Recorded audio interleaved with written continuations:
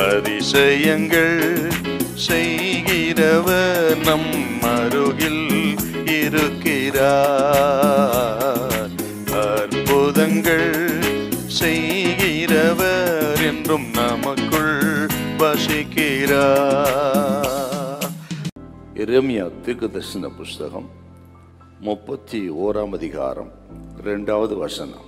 பட்டயத்திற்கு தப்பி மீந்த ஜனம் வனாந்தரத்தில் இரக்கம் பெற்றது.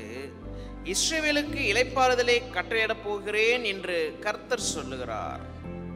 இந்த 31ஆம் அதிகாரம் எரேமியா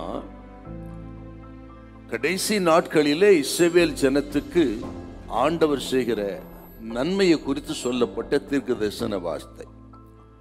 இவர்கள் சிறைப்பட்டு போவார்கள். சிறைப்பட்டு போன பிறகு அவர்கள் மறுபடியும் திரும்பி வருவார்கள். திரும்பி வருகிற இஸ்ரவேல் ஜனம் தங்கள் தேசத்தை கட்டி கொண்டு அவர்கள் மகிழ்ச்சியாய் இருப்பார்கள் என்று சொல்லப்பட்ட ஒரு தீர்க்க தரிசன வார்த்தைங்க.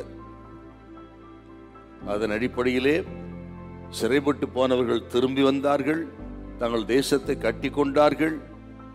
மறுபடியும் 1948 மே 14ஆம் தேதி என்று அவர்கள் தங்கள் தேசத்தை மறுபடியும் அவர்கள் கட்டி கொண்டார்கள்.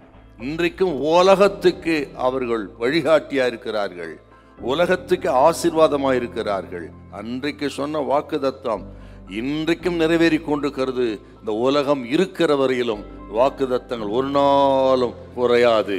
இஸ்ரவேல் ஜனத்துக்கு சொல்லப்பட்ட வாக்குத்தத்தம் அப்படி நிறைவேறும் என்றால், இயேசுவின் இரத்தத்தால் மீட்கப்பட்ட தேவ ஜனமே, நமக்கு இந்த வாக்குத்தத்தம் 1000 மடங்கு அல்ல, 1000 நிறைவேறும். நீங்க தொடர்ந்து இந்த 31ஆம் அதிகாரம் வாசித்து பாருங்க. உங்கள் துக்கத்துக்கு பதிலாக பெரும் மகிழ்ச்சி உண்டாகும்.